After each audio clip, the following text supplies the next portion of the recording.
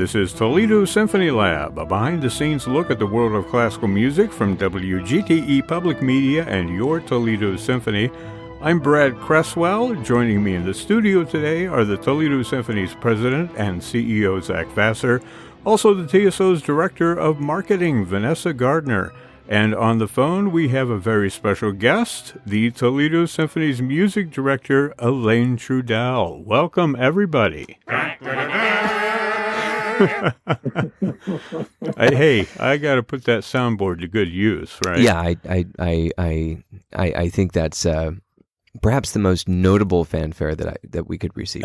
Well, I mean, it's not sarcastic at all. I have other fanfares here. I bet you do.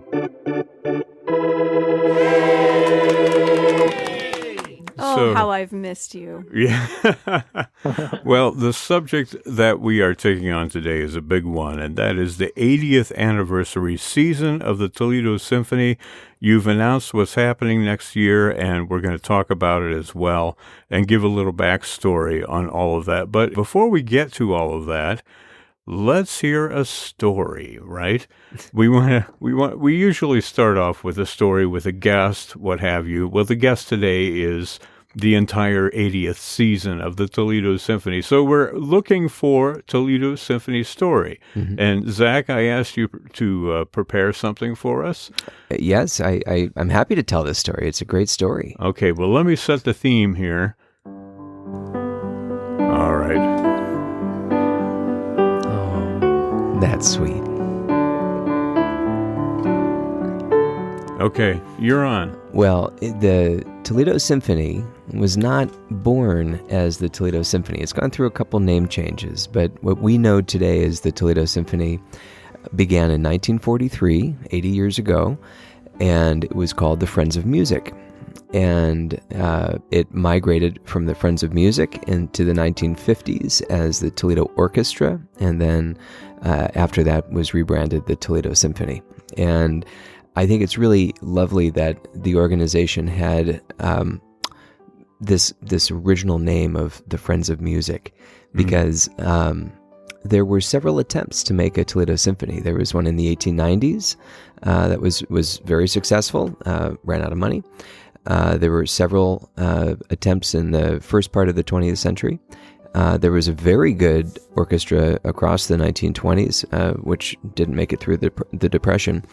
But we have a lot of archival material from those previous orchestras. There were a couple that only played one concert, wow. But we have programs from the Paramount Theater when the orchestra would play. But what made this 80-year-old organization different at the very beginning was that it started small. It started as a small group of basically a chamber orchestra, and they came together to make music. They were the Friends of Music, and we've grown bit by bit into a world-class organization over 80 years, and I couldn't be more proud of this band. Yeah. When did you guys start performing in the Peristyle? Because that has a wonderful musical history as well. Do you know offhand? I don't. I have that back at the office. But okay. it wasn't initially. Run back to the office and we'll wait. Let me Google that for you. The Peristyle originally was home to visiting orchestras. So Cleveland Orchestra would play there. Philadelphia Orchestra opened it up. The Toledo Symphony, I don't think went there until the late 40s or early 50s. Yeah. And it was a special performance. I want to say that Nadia Boulanger conducted the orchestra on that first performance at the Peristyle. Yeah. But I could be wrong. I'm sure Bob Bell is listening right now and saying, no.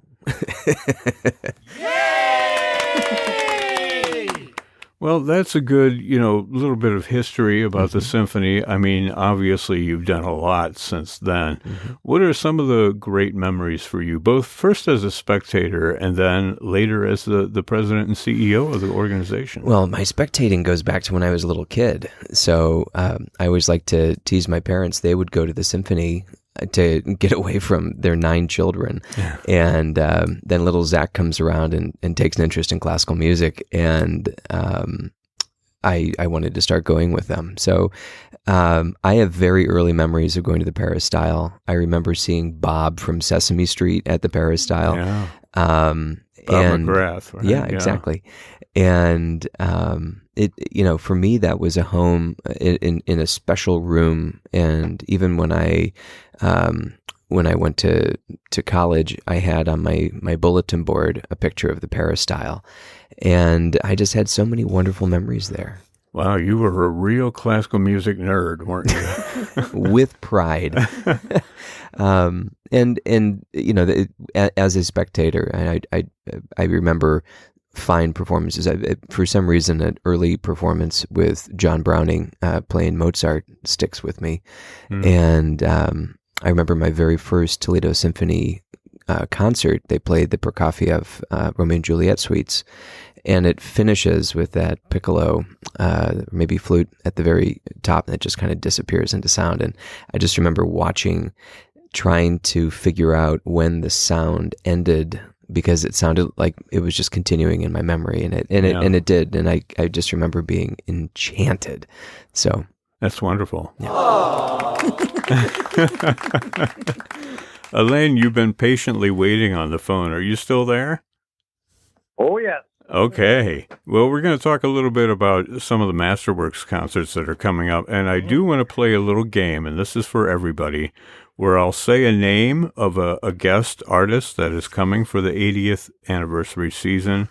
And you tell me, it's like word association, right? You tell me what word pops into your head when you think of this person. Then we're going to talk about their concert, okay? But let's start with the violinist, Blake Pouliot. He's a wonderful violinist who has been back before.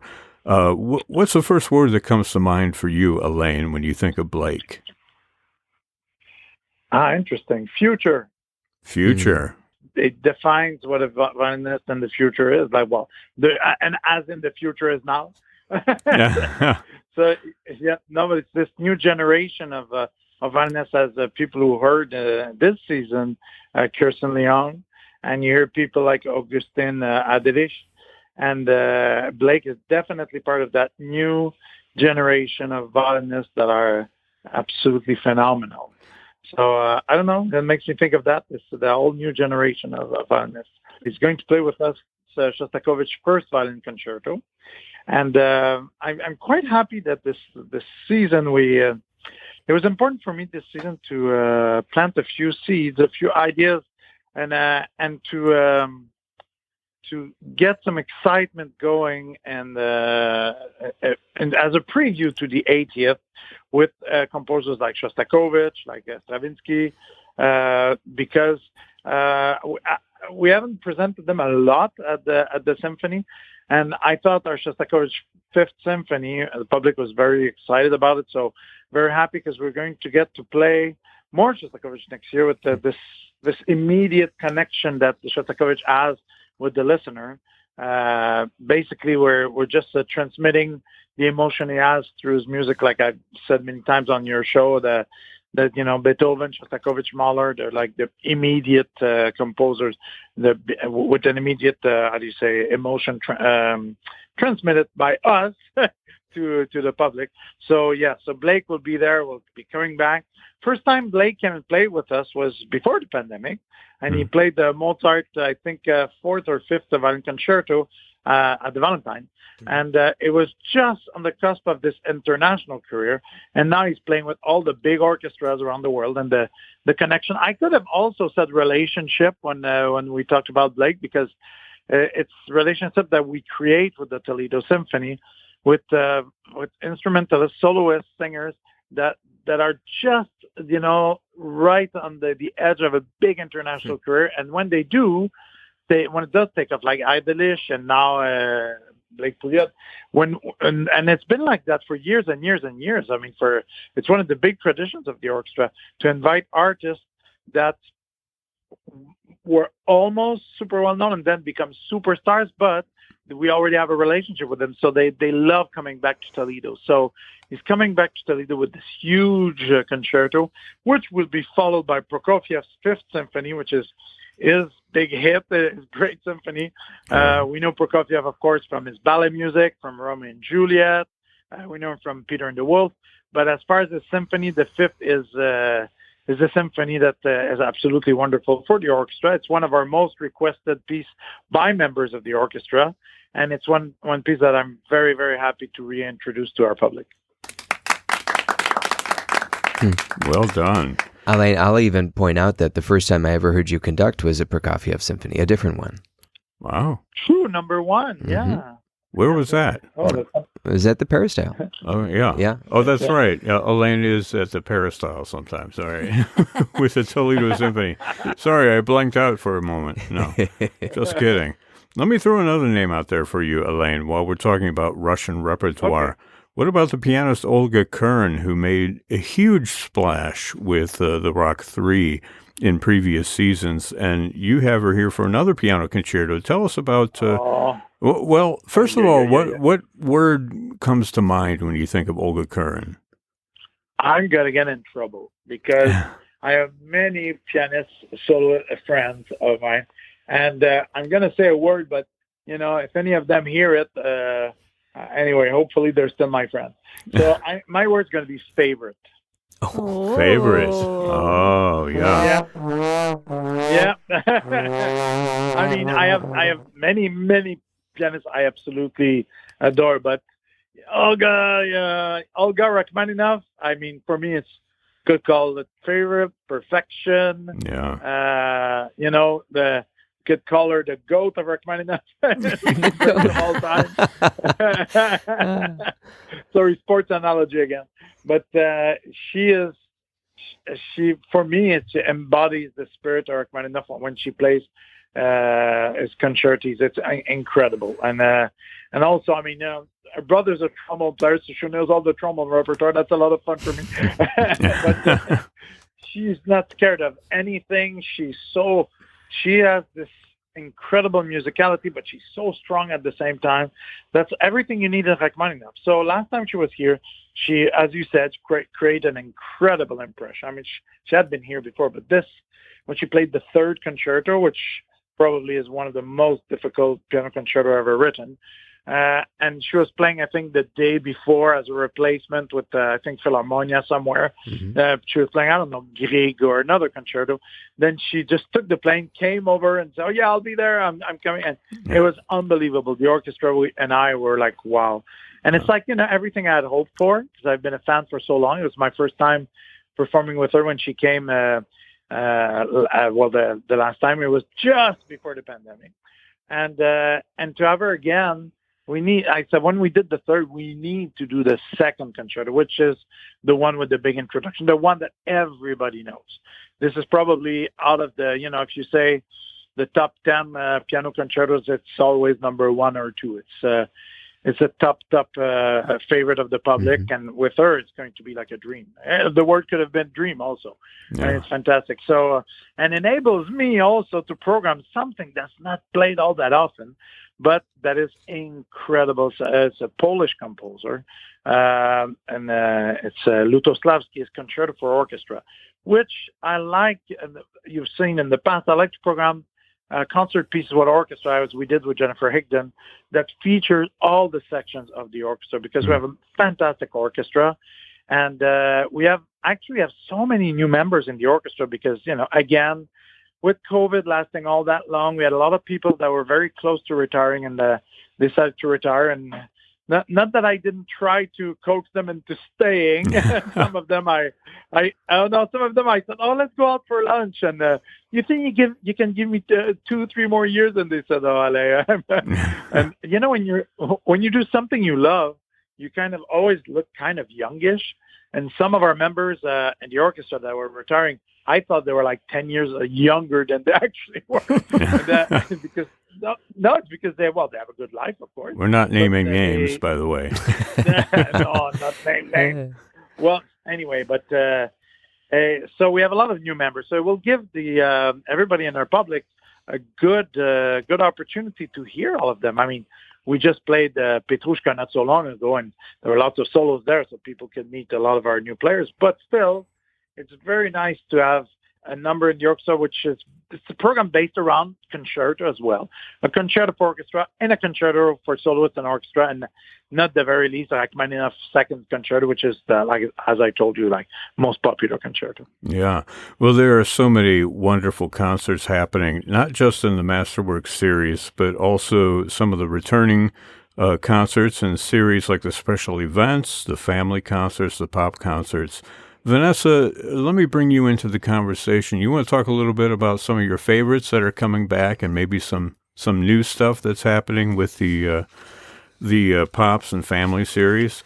I know that the Beethoven X Coldplay. Are you saying Beethoven times Coldplay? It used to be like Brahms versus yeah. Right. something or other. They're So rebranding. it's the same group, right? Same composer, Yeah. Steve Hackman. Actually, Zach knows a lot more about Steve Hackman than I do, but I am very excited about this There's program. no passing the buck in Toledo Symphony Lab. I can talk about Daniel Emmett. Yeah. We'll Okay. We'll come back to Daniel. Why don't you An talk a evening little with bit about Daniel Emmett. Well, so Brad, I think we actually had Steve Hackman on the show years ago when we had him do the Brahms versus Radiohead, and I was so impressed with the concept of elevating classical music into a popular song format, but then using the classical or the popular songs to just seamlessly weave back and forth between the orchestral repertoire. So what he's doing is really complicated, and he does it so well that you can't even see the seams. And I think what it creates is a great experience for anybody in the audience because your ear keeps tricking itself back and forth, and it's constantly surprising. So after his time in Toledo, I've stayed in touch with Steve. And, this was the natural next project for us to work on. So we take Coldplay, and we mash it up against the Eroica Symphony of Beethoven. Yeah. Really interesting. Yeah. Mm-hmm. It's interesting stuff. And your programming is always provocative. Even in the pop series, it's provocative and interesting and something that people won't get anywhere else, unless they come see these concerts. Mm-hmm. You've got this World War II special happening at the very end of the series, which is a year from now. But it's really interesting. You're also doing the music of Fleetwood Mac, which I'm kind of excited for because, come on. So we have a member of our staff who is a huge Fleetwood Mac fan, a huge fan of Stevie Nicks. And I think the only thing she loves more than Fleetwood Mac is the Grateful Dead. So that'll be the 81st season. We'll see. We'll see. But yeah, so Landslide, the music of Fleetwood Mac, all of their greatest hits is going to be a great, great concert. And the other thing I'm really excited about is bringing back Daniel Emmett. He was here as a special guest with David Foster and Catherine McPhee back in October. Yeah. And he sang, if you were there, you heard it, Nessun Dorma. And he just knocked the ceiling off of the peristyle. We're still repairing. We put it back. We're still repairing the plaster. He did an incredible job. And I said immediately that night, I texted Merwin while he was on stage, we need to have it back for his own show. Wow. So he's doing his own concert, some original music, 7 different languages, opera, pop, classical, you name it. He's going to sing it. It's going to be great. And you've stored up on plaster, I'm sure. So you're well prepared this time around for Daniel Emmett. There are some favorites that are returning, like the Halloween Spooktacular and the Family series. And, of course, there's Handel's Messiah and the Nutcracker, all of that. But going back to the Family series, you're doing Sleeping Beauty with the Toledo Ballet. Yes. Well, we had such a fantastic success with Cinderella. Nearly sold out 3 performances, including a school show. And it was just spectacular. It's such a great way to showcase the entire organization, for the dancers to get to perform with live music from the Toledo Symphony and to really jump into, no pun intended, the classical repertoire of ballet. So Sleeping Beauty is the next logical progression. I'm very excited that we're doing Sleeping Beauty. it won't be 3 hours long. Probably not. The original ballet is pretty lengthy. But yeah, it's going to be great. Well, absolutely. And I think Eric's interests lie towards those classical ballets like that. I'm sure he'll have plenty to bring to the stage. Yes. With that. And speaking of Eric and ballet, on that Halloween Spooktacular program, he is choreographing Dance Macabre, which is a sort of teaser intro to a potential future spooky ballet that I'll let him tell you more about. You heard it here first. Just stay tuned for. Absolutely. Well, let's talk about another name, and I want to point this towards you, Elaine, because they're kind of doing double duty, and it's a really well-known instrumentalist, talking about Branford Marsalis, and he's going to be on one of the Masterworks concerts, but also on the jazz concert. So tell us a little bit about Branford Marsalis. What comes to mind when you think of him, and the concert that he's going to do with the symphony. And then we'll talk about the jazz orchestra as well. Okay, yeah. Brantford, let me see. I have, I have three. So you pick the one you like. So genius, talent, and tradition. Genius, talent, and tradition. I picked genius. Yeah. What do you pick? Yeah. They're all nodding their heads. Yeah, I'm fine with that. Yeah. Okay, I'll go with the crowd. It's very rare that you encounter pure talent and pure talent of genius, and it's no compromise. Yeah, uncompromising. That's a big thing for him also. I mean, sometimes we talk about artists that are quote unquote crossover artists, and I have an allergy to that because they're not like good crossover artists. They're artists that devote themselves into a field or the other field, or a field and the other field, meaning that, you spend your entire life owning your skills on every field that you absolutely love in music, which is a little bit my case, because I was brought up in the jazz idiom, and I discovered, that I love classical music as well. And so it takes a lot of time, because you actually have to become legitimate in both, and not just a little bit of one, a little bit of the other. So Branford is somebody who's, and people know him for two reasons, because he was, of course, the soloist in those albums by Sting, the really great album like Nothing Like the Sun or Voyage of the Blue Turtle. And also, of course, by his association with his brother, with Marsalis. But in his own right, the music he makes, with his quartet and the music he also pursued playing concertos with orchestra. And he doesn't pick easy stuff. It's not like, I'm just going to do, the one saxophone concerto that everybody knows. Well, that most classical musician know by Glazunov, and so I'll do that. No, so we talked about doing a work that represents something very interesting for me, and very modern, but not modern in the sense that it's difficult to listen to, but modern in the sense that it's something from our time. So and a link to tradition, which I see him in the great link of tradition of the New Orleans jazz style as well. So the piece he's going to play with the orchestra is by Gabriel Prokofiev, and yes, Prokofiev, as in the grandson of the other Prokofiev we're playing, the Prokofiev of Peter and the Wolf, and I've heard of him. And of course, the Fifth Symphony. Yeah, you might have heard of him. Yeah. So his grandson is also a fantastic composer, and he wrote this piece, a saxophone concerto. He actually wrote other pieces that are really amazing and really unique, a concerto for turntable and orchestra, and he wrote a concerto for bass drum and orchestra. Wow. And really for one bass drum and orchestra, that are really the crazy music, very good. But his saxophone concerto is a great piece. It has all these colors, and you'd imagine like somebody who just plays classical saxophone or whatever that means, play this concerto. But no, Bradford, he brings all the languages that he knows, because he basically knows all these languages: jazz, classical, something more modern. So he will be our soloist in this concert. What I wanted to picture in this concert is to have different, actually picture, I didn't want to intend a pun, but it is nicely done. Because he's going to play in their opening concert of the season, and both opening concerts of the Symphony Masterworks and of the Jazz, the TJO, Toledo Jazz Orchestra season.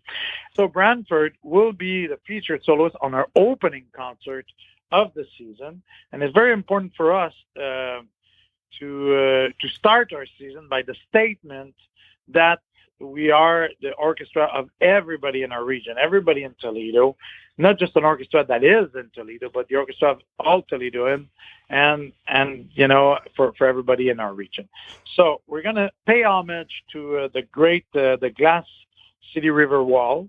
That is the great mural that you see, the biggest one on silos, I think, in the world, that you see when you come in Toledo. And Barbara Assignac, a First Nation composer, is going to write this piece specially for the event, especially for us and for the people of Toledo. Then we're going to play a concerto that also has these different ideas, different pictures in it, by Gabriel Prokofiev with Branford Marsalis. And we're going to end the concert with pictures at an exhibition by Mussorgsky, arranged by Ravel. Picture at an exhibition is another one of those top 10, top 15 orchestra repertoire that people know and love. And it's going to be a fun concert with a lot of short movements and a lot of things to discover, but a lot of different pictures and images. And it's a great way to start the season and to position, we want to position that 80th anniversary, which is, we are an orchestra and we've been here for 8 years. But the only reason why we've been here is because of the public, it's because of the people of the Toledo, it's because of our patrons, so we want to pay tribute to everybody in the community. But Branford is here also for the opening of the Jazz Orchestra season. So we're going to do, he's going to come with us and play quite a few numbers on that first concert. Now, the Jazz Orchestra season is going to be our second year together. So we've been dating for the first year. Now we're dating a bit more seriously. We've had a really nice first season together. There's a few things we've established, tributes to players in the region. Again, underlining that we have legends that are around us. We did one on Art Tatum this year, and we're gonna do a concert as a tribute to Gene Parker this coming year.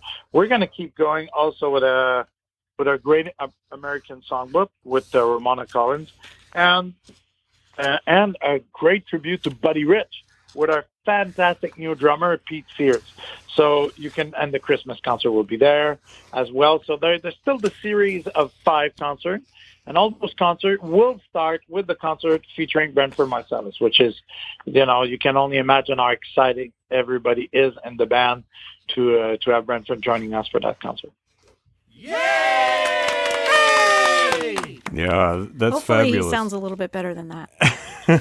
I'm sure he will. Than the yay or than the party horn? The party horn. The party horn. I'm going to take a little break here and do our 1980s quiz. This is related, obviously, to the 80s, but I've got... It didn't work that way, just so you know. Yeah, well... It's 40 years ago.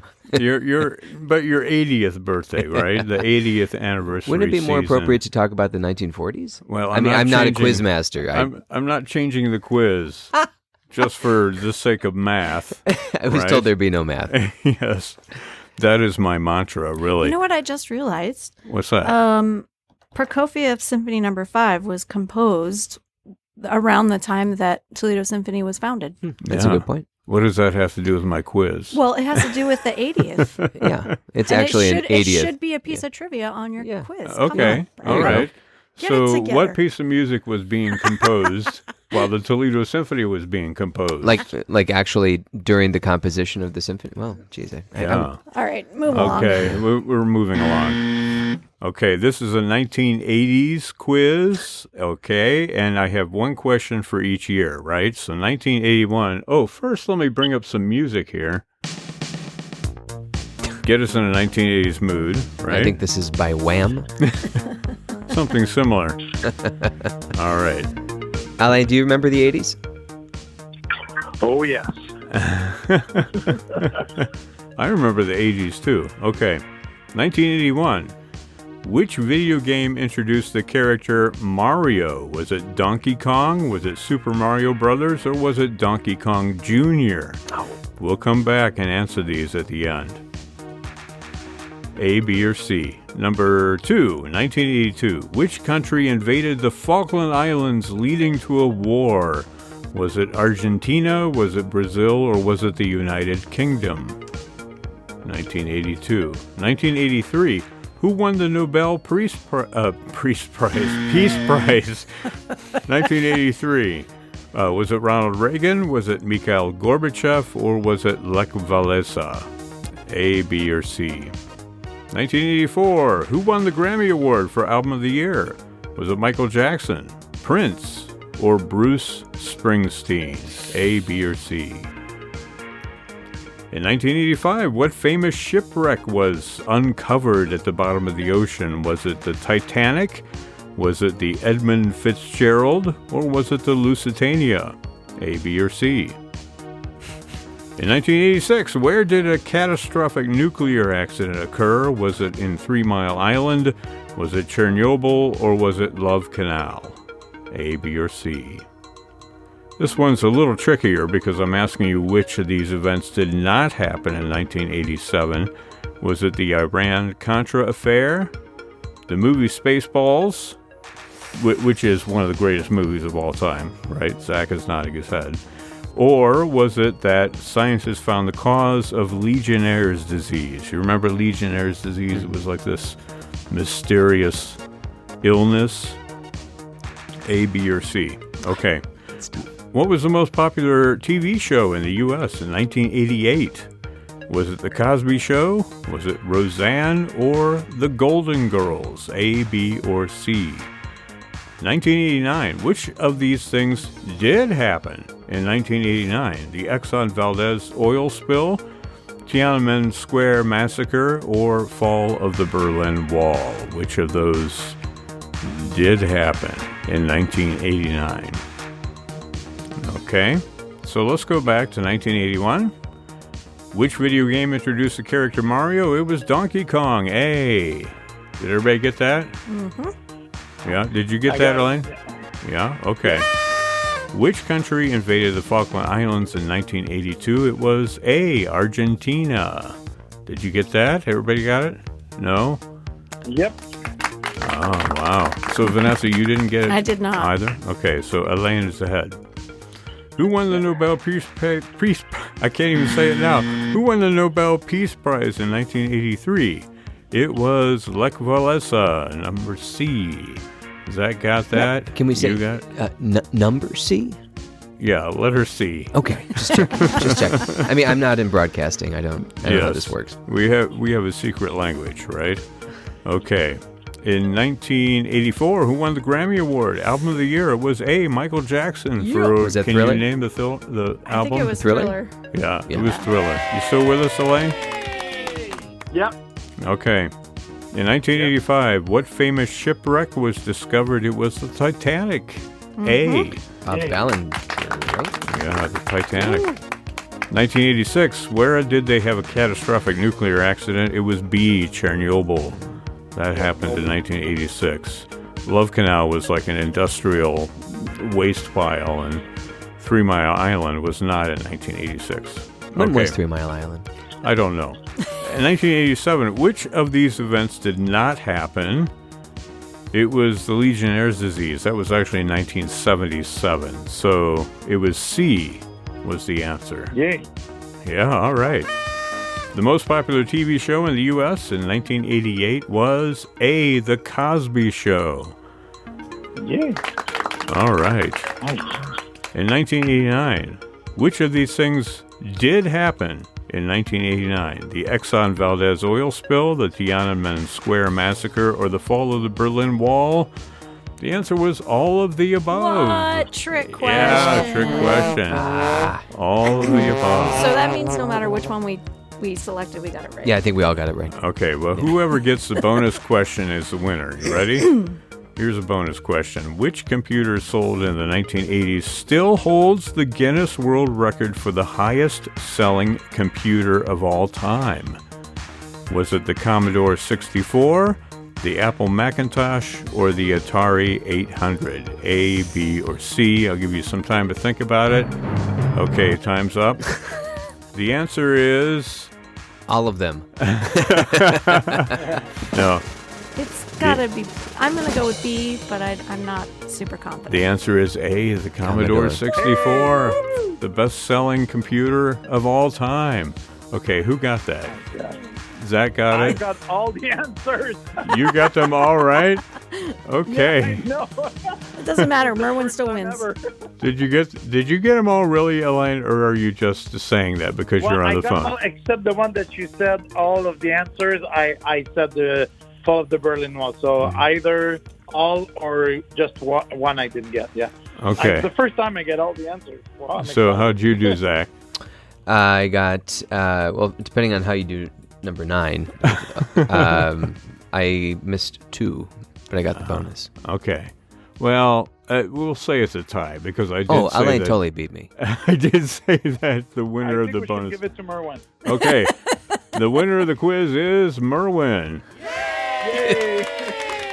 I hope right. he's just rolling his eyes now that he hears that. Yeah. I think we've done that before. Speaking of music nerds, did anybody know that the Berlin Wall came down in 1989 because that's when Leonard Bernstein did the Beethoven in Berlin performance? Yeah, that's where my mind went. Where he substituted the German word Freiheit. Right, or, for Freude. For Yeah. Freude. Yeah. Freedom instead of joy. Yeah. Yeah, the Ode to Freedom. Mm. As it were. It's a great concert, which you can still find on video and you can find on audio as well. When I was in college, after the final exam, every semester, I would go down to the media center and watch it on a laser disc.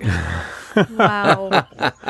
Wow, that's more classical music nerdery from Zach. Wonderful.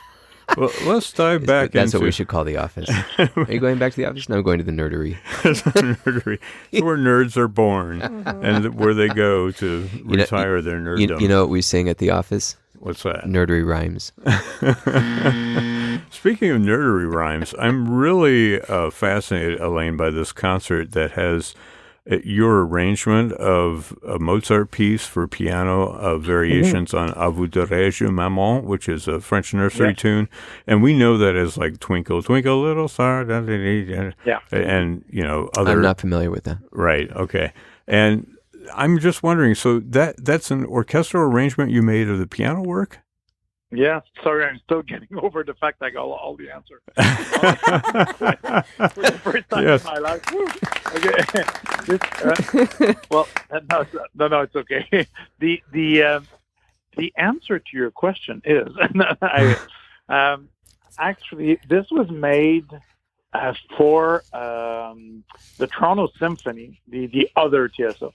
The Toronto Symphony, for a concert we did with the Platypus Theater, and we're looking for a version of Twinkle, Twinkle, Little Star. And I thought, they talked me into going well, do a little bit of it, then a little bit more. Finally, I did almost the whole thing. So, and I used it as a little feature for different sections of the orchestra, but it's a very virtuosic, right? The Mozart variations on that. And I thought it would be a really, I thought it'd be fun to insert inside possibilities of things like, it's a mixture between very virtuosic orchestra playing, kind of a little bit of witty accompaniment here and there. It doesn't get in another style than Mozart style. It doesn't get like romantic or modern or anything, but there are little variations that could be played. For example, we had back then the principal cellist of the orchestra was very good at playing musical saw. So I gave him a solo for musical saw and harp in the middle of it, which was the same music, and the harp played some of the accompaniment. And then sometimes I've added with the kids playing the recorders and with the orchestra accompaniment. But we can do those, skip those. It's there's different modules because each of the variations you can do or not do. So you can pick the ones you want to do. But it was a lot of fun to do. And it starts very simply by just an oboe playing the tune, which is very Mozartien to do this, just one oboe note, as you hear it like in Amadeus, when Salieri said, just one oboe note. And so that's, I just thought I'd do a little wink at that.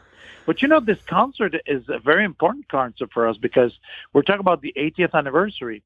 And that's in our concert that celebrates almost to the day the 80th anniversary, and with a program with the same composers as they had on the first concert ever of the orchestra. So there's going to be some Ravel on it, which actually will be they're different pieces. I thought of doing again a little variation on the first concert, so keeping the same composers but different pieces. And at the end of the concert, we have a little special for everybody, which will be something that was played in both the first concert and the 80th anniversary concert. But music of Mozart, music of I think Brahms, Ravel, and there's also they had a living composer. Of course, already back then they were encouraging living composers by promoting their music, and they did a piece by Ernest Bloch. So instead of doing a piece by Ernest Bloch, who's now not a living composer, I thought we do an American premiere of one of our really leading American composer, Samuel Adler's, just close to us, right? His Seventh Symphony, which is a fantastic piece. It's been played in Europe. It's never been played in the U.S. Yeah. So we're going to do the premiere of that piece. We're going to do a lot of, other Mozart that people know very well also. So it's going to be kind of a little bit of a party atmosphere with music for a little bit of everybody in that concert. It should be a really fun concert. Yeah, absolutely. That's and for your if party I have anything atmosphere. to do with it, there'll be cake and champagne. Cake and champagne. It's interesting when you were describing like the saw and the harp and all that. I was thinking, Warner Brothers cartoons like Bugs Bunny or something like that. Well, I have to tell you, I'm already scouting special talents in the orchestra. You might be surprised of a thing or two, so we'll see. But we have to keep some surprise. It's a birthday, right? So. Yeah, a few little surprises. Well, we've got lots of soloists that are coming in for the season, for the 80th birthday party. But we also have programs that don't necessarily have soloists, but have really interesting programming. And I'm thinking, Elaine, of one of the Masterworks concerts, which pairs like this really cool, like early Baroque version of atonal music by Jean-Ferry Ravel with The Rite of Spring by Igor Stravinsky. There's also John Tavener on there. You want to talk about that concert? Yes, of course. And I'll talk with a little bit of background behind me. You like my background music? Yeah, that's nice. Yeah, it's my son playing the guitar. Here, I have some for you. That's what happens when you play Rite of Spring backwards. Yes, exactly.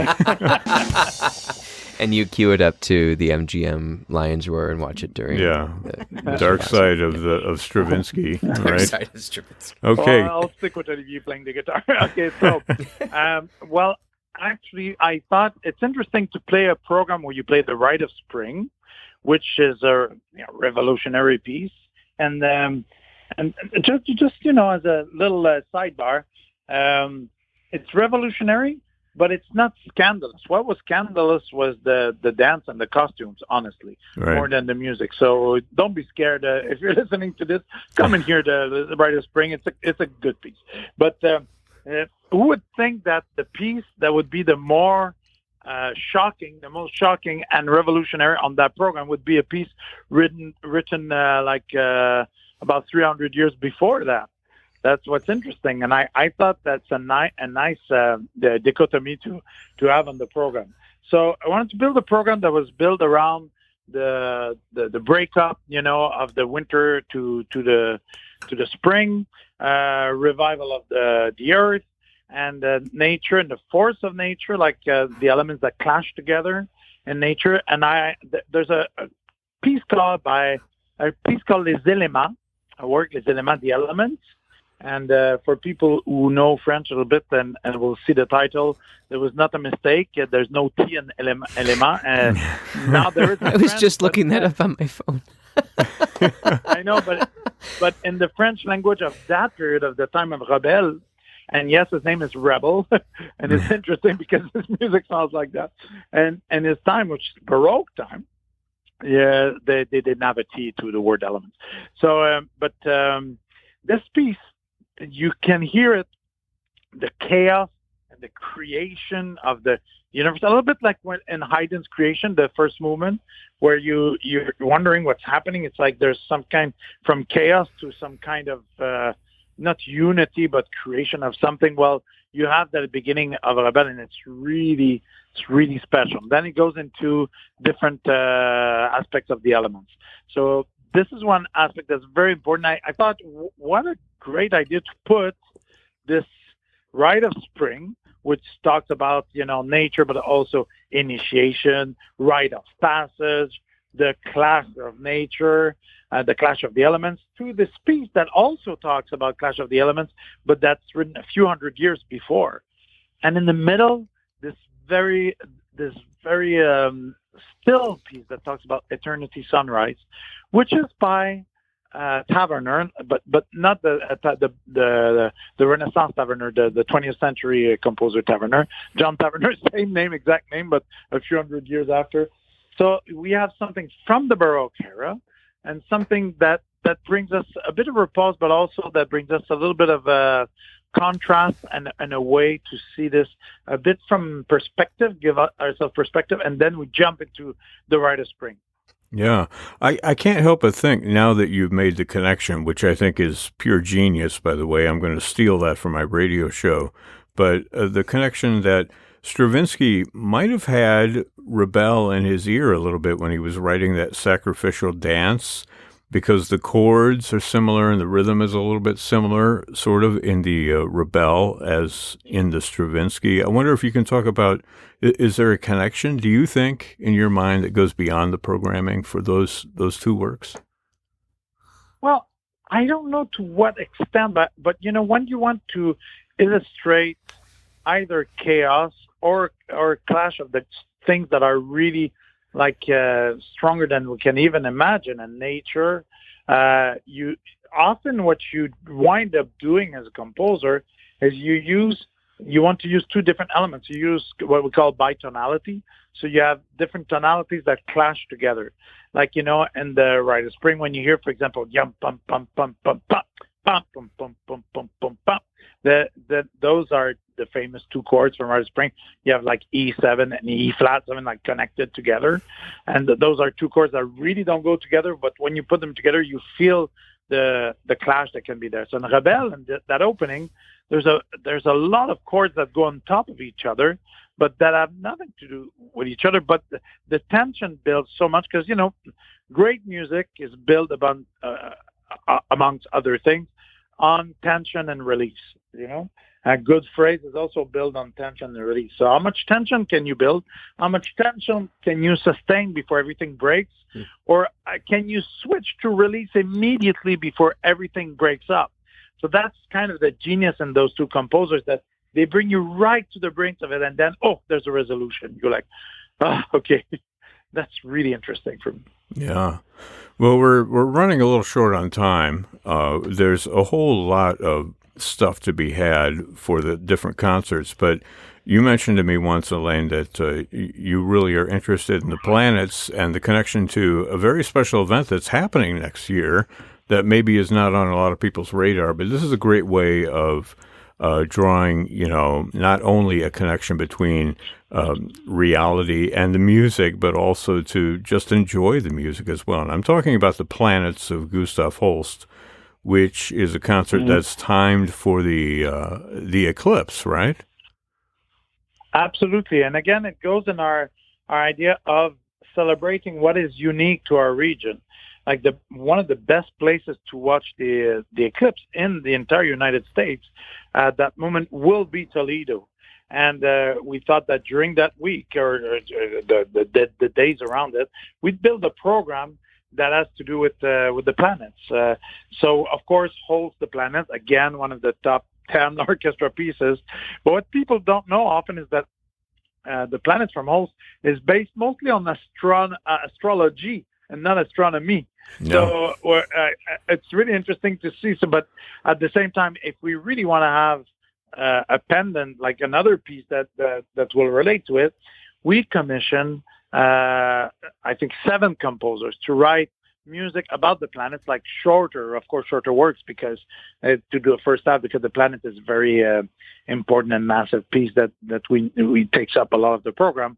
But we were talking with all of those composers to write this collective of composers that started in Toledo as well, to write music, but that would be more about the astronomy of the planet. So you have the two visions of it, and you know what the science tells us of space and what human thinks of space. So it's really interesting because it's there's something very mysterious about having all of this together and exactly at the time of the eclipse.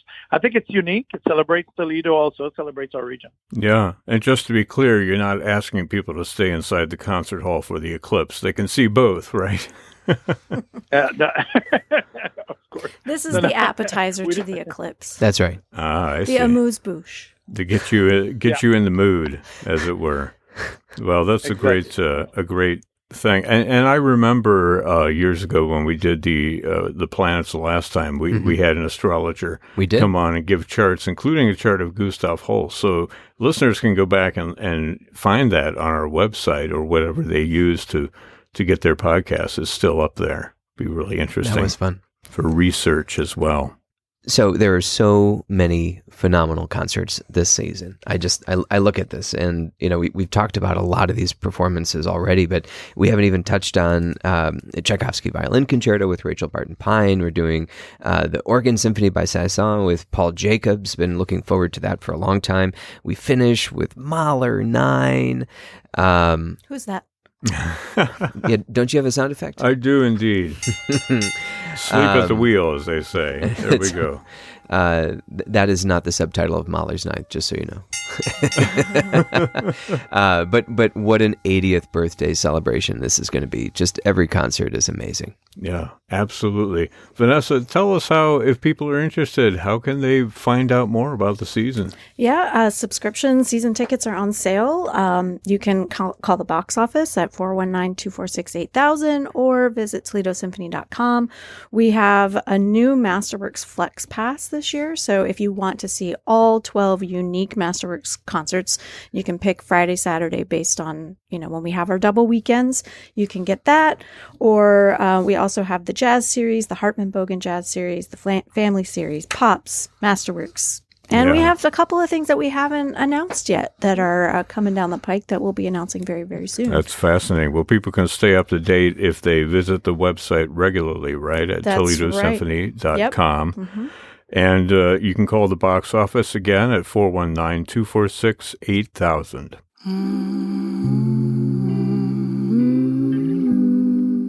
This program is a production of WGTE Public Media in collaboration with our sponsor, the Toledo Symphony, with generous support from the Rita Barber Kern Foundation. You can download episodes as a podcast by going to our website at wgte.org/lab.